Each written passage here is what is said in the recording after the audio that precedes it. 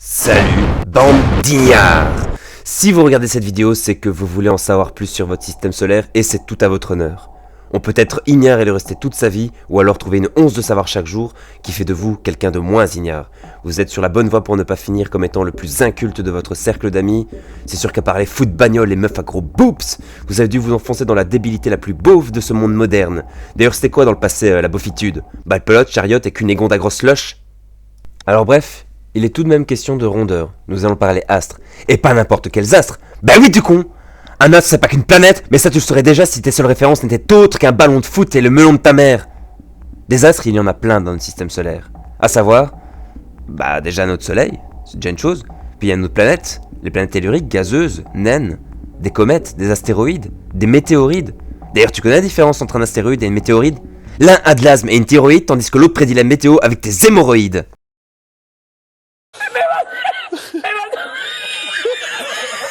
Merci, et plus sérieusement, un astéroïde c'est un astre qui ressemble à un méga caillou. Il y en a plein dans la ceinture d'astéroïdes qui se trouve entre Mars et Jupiter, vraiment plein. Alors qu'un météorite, c'est un fragment d'astéroïde ou de comète qui, après désagrégation, erre dans le cosmos. Il est souvent de taille plus petite qu'un astéroïde puisqu'il résulte de la désagrégation d'une ou plusieurs pièces que lui-même.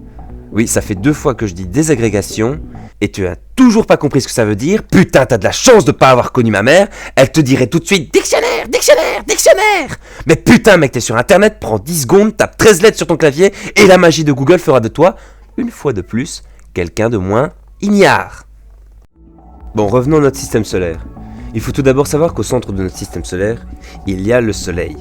C'est lui qui fait le jour sur Terre. Tu sais, quand il y a de la lumière qui vient du ciel. Et s'il n'était pas là, ignare comme tu es, tu n'aurais jamais vu le jour et n'aurais pas trouvé la sortie de la chatte à ta mère. Tu te serais certainement perdu entre Utérus et Vaginus, les 2 planètes en dessous de trompe de phallus. En parlant de planètes, saviez-vous qu'il y a 8 planètes dans notre système solaire?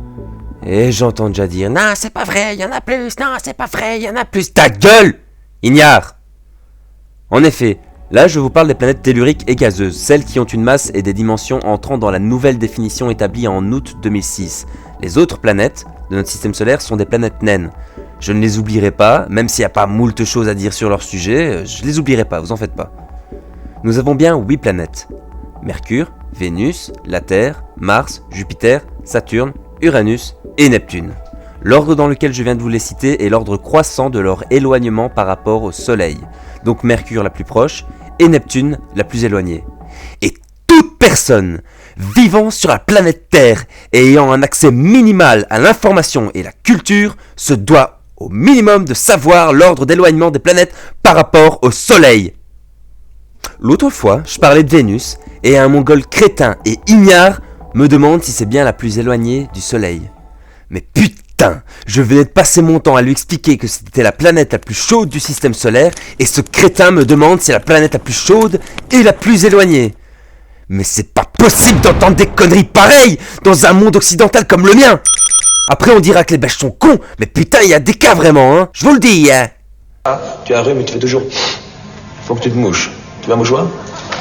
Alors, il y a des gens comme ça qui ne sont pas aware. Moi je suis aware, tu vois, c'est un exemple. Non, bien entendu, il n'y a pas plus de cons en Belgique qu'ailleurs. Les cons sont partout, à tous les coins de rue, même dans vos propres familles. Ah si, on a tous un tonton ou un cousin crétin. Et pour les rendre moins crétins, on va leur apprendre. On va leur apprendre l'ordre croissant des planètes par rapport à leur distance du Soleil. C'est parti.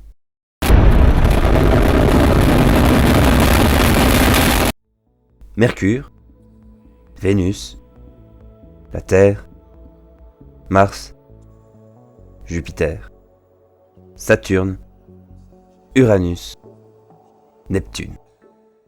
Comment ça c'est compliqué d'apprendre 8 noms de planètes dans l'ordre? Pas de problème, jeune ignare que tu es. J'ai pensé à un moyen mémotechnique pour mémoriser cette liste sans effort. C'est cadeau, et c'est pour toi. Merde, la pédicure est venue se terrer un Mars et une Jupiter, bien que taciturne, elle hurle à son anus, ne pète pas l'autotune. Bon, ça vaut ce que ça vaut, mais maintenant, il y en a plein d'autres des trucs pour retenir l'ordre des planètes. Alors maintenant que tu as cette astuce, tu n'as plus d'excuses pour rester inculte. Notez tout de même des différences entre les différentes planètes que nous venons de retenir tous ensemble. Mercure, Vénus, la Terre et Mars sont ce que nous appelons des planètes telluriques ou rocheuses, donc avec une surface dure. Oui, je sais, comme ma bite, je la connais, c'est bon. Les autres, à savoir Jupiter, Saturne, Uranus et Neptune, sont des planètes gazeuses et ont ce que j'aime appeler une méga-atmosphère. C'est précisément cette dense atmosphère qui rend compliquée leur exploration. En effet, vous avez déjà remarqué les déluges que la Terre peut causer avec une si mince atmosphère que la sienne. Eh bien, imaginez ce que ces méga-atmosphères peuvent faire. Si Lucifer de l'enfer venait foutre la misère, ce serait sous forme de méga-atmosphère. Passons à d'autres astres, bien que plus petits, pas moins importants pour la culture de cerveaux atrophiés comme les vôtres. Bon, on a vu ce qu'étaient les planètes. Mais alors les planètes naines, c'est quoi ? Comme son nom l'indique, naine ça veut dire plus petite. Mais alors pourquoi faire chier avec tant de chipotage sur les dénominations des astres ? C'est parce qu'il y a une distinction bien précise entre les planètes dites normales et les planètes naines. Tu étais différent. Comme vu précédemment dans cette vidéo, en août 2006, des nouvelles définitions ont été établies pour distinguer les planètes des planètes naines. Tout astre pour être considéré comme une planète naine doit répondre à ces 3 conditions. Première condition, l'astre doit être en orbite autour du Soleil. Bon, là vous allez me dire, comme toutes les planètes. Oui, et d'ailleurs pas que comme les planètes. On est d'accord pour dire qu'il n'y a aucune surprise pour cette première condition. Deuxième condition, l'astre possède une masse suffisamment importante pour que sa gravité l'emporte sur les forces de cohésion du corps solide et le maintienne en équilibre hydrostatique. Là, je commence à en sentir certains tickets et leur cerveau buguer. En gros, et je vais faire simple, l'attraction de l'astre est suffisamment forte, de par sa masse, pour rendre l'apparence de ce dernier sphérique. Bon, c'est encore comme toutes les planètes que l'on connaît, il n'y a rien de nouveau encore. Mais, il y a la troisième condition, et c'est cette petite chose qui fait toute la différence. Troisième condition. L'astre n'a pas fait place nette dans son voisinage. Ah ah! Et voilà comment créer une classe de planètes naines. Tu croyais qu'on vivait dans un monde parfait, où tout le monde était sur le même piédestal ? Mais non mon grand, on vit dans un monde de merde où les petits sont petits et les grands sont grands.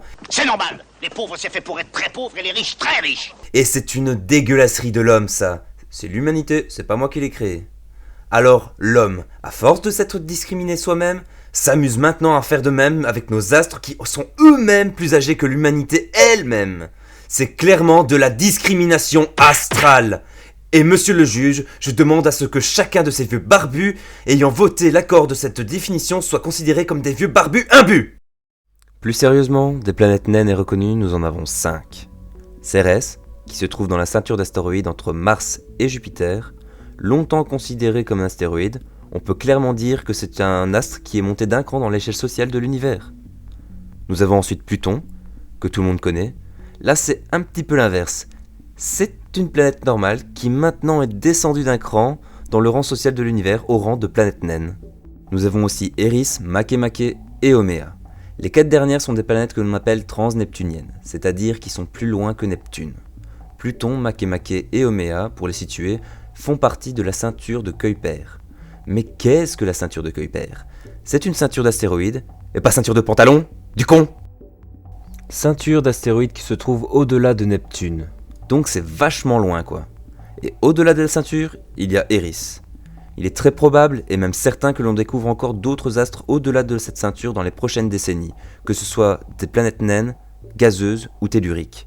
L'univers est vaste mes chers ignares, et rien que notre petit système solaire est bien plus grand qu'on ne l'imagine, et encore beaucoup de ces horizons sont inexplorés. Remontons pas plus loin que janvier dernier. Des chercheurs affirment avoir mis en évidence l'existence d'une 9e planète à l'aide de modèles mathématiques dont j'ignore la subtilité. Et oui, moi aussi je suis ignare, pas souvent, mais de temps en temps. Je suis un con. Je suis un con. Cette dernière ferait le tour du Soleil en une durée estimée entre 10 000 et 20 000 ans. Pour info, Neptune la plus éloignée fait le tour de son orbite en pratiquement 165 ans. La planète 9, c'est son surnom actuel, est donc très éloignée et c'est pour cela qu'on ne l'a encore jamais détectée. Pourtant elle sera environ 10 fois plus massive que la Terre, donc de fortes chances qu'il s'agisse d'une planète gazeuse. Alors quand je vous dis que nous sommes encore loin d'avoir tout découvert dans l'univers, croyez-moi, mes mots sont pesés. Passons maintenant aux astéroïdes. Comme je vous l'expliquais précédemment, les astéroïdes sont des méga cailloux. Eh bien c'est des couilles! Eh oui, je t'ai dit des conneries, mais comme t'es resté jusque maintenant, t'as le droit de savoir la vérité. En réalité, les astéroïdes sont non seulement composés de roches, mais aussi de métaux et de glace. Ils sont souvent de forme irrégulière et il y en a de toutes les tailles et formes, comme les bites. Donc un astéroïde peut aller de quelques dizaines de mètres à plusieurs centaines de kilomètres de taille. Et là tu te poses peut-être la question, mais où se situe-t-il ? Mais où se situe-t-il ?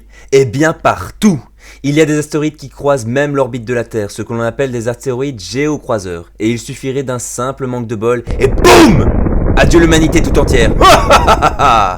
Heureusement, les astrophysiciens de la planète veillent sur nous, détectent les éventuels astéroïdes dangereux à notre survie et élaborent des missions de sauvetage en cas d'alerte fin du monde. Mais nous ne sommes à l'abri de rien, et tout le monde se doute que le ciel ne peut être surveillé en continu. Alors profitez bien de chaque jour, que vous soyez ignare ou pas, chaque jour doit être meilleur que le précédent. Sauf si c'est un lundi. Parce que tout le monde sait bien que le lundi est bien pire que le dimanche. Alors si un putain d'astéroïde vient à se cracher le lundi, eh bien merde, ma seule consolation serait que je ne devrais pas bosser le reste de ma journée et le reste de ma semaine. Je vous disais que des astéroïdes il y en a partout. C'est vrai. Mais il y a des endroits dans notre système solaire où l'on en trouve plus qu'ailleurs. Souvenez-vous, je vous ai parlé de la ceinture d'astéroïdes qui se trouve entre Mars et Jupiter. Eh bien c'est là que se situe la majorité des astéroïdes référencés. C'est d'ailleurs dans cette ceinture que Giuseppe Piazzi, un astronome mathématicien et prêtre de l'ordre des Théatins, et italien soit dit en passant,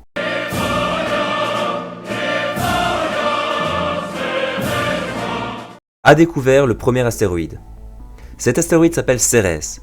Et oui, c'est cette planète naine dont nous avons parlé tout à l'heure. En 2015, une sonde spatiale a tourné pour la première fois autour de Cérès et a dénombré pas moins de 580 000 astéroïdes dont la majeure partie évolue dans la ceinture entre Mars et Jupiter. Mais il y a une autre ceinture d'astéroïdes qui se situe au-delà de Neptune. On la nomme la ceinture d'Edgeworth.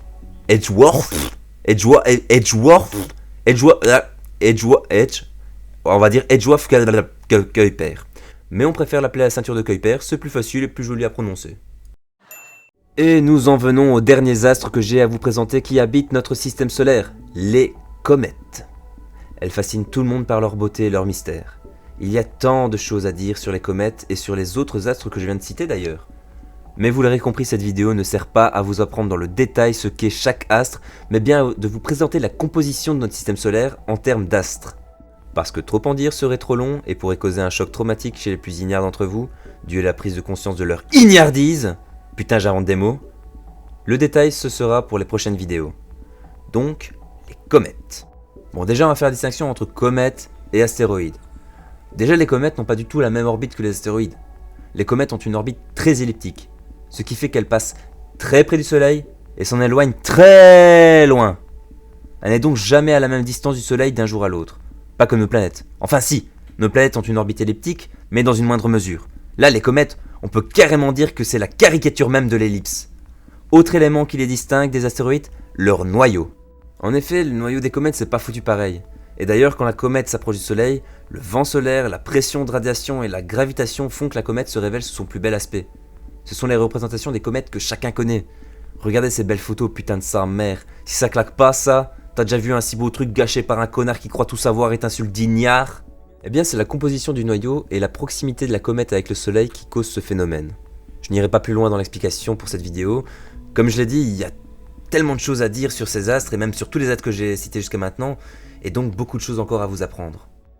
Vous êtes resté scotché devant la vidéo jusque maintenant et je vous en félicite. Vous voilà quelqu'un de mieux instruit sur le monde qui vous entoure. Dans les prochaines vidéos, j'aimerais m'attarder sur chacune des planètes du système solaire ainsi que sur les différents astres que je vous ai énumérés. Ensuite, je compte m'attaquer à des horizons plus lointains. Car, comme m'a dit une fois un grand savant québécois, c'est pas en regardant le bout de ton nez que tu vas savoir à quoi ressemble le bout de ta bête. Et ce grand sage a bien raison. Mais, avoir pris le temps d'en apprendre un peu plus sur le système solaire dans lequel nous habitons est déjà une excellente initiative. Et j'espère que vous aurez appris un peu, voire beaucoup, et si pas, j'espère que cette vidéo aura eu le mérite de vous distraire. N'hésitez pas à la partager et à répandre le savoir auprès de vos proches. Ou si vous connaissez un tas d'ignards écervelés, c'est l'occasion de faire passer leur QI de 1 à 2. Parce que c'est grâce à votre partage que le monde sera un petit peu plus chaque jour plus instruit. Bande d'ignards!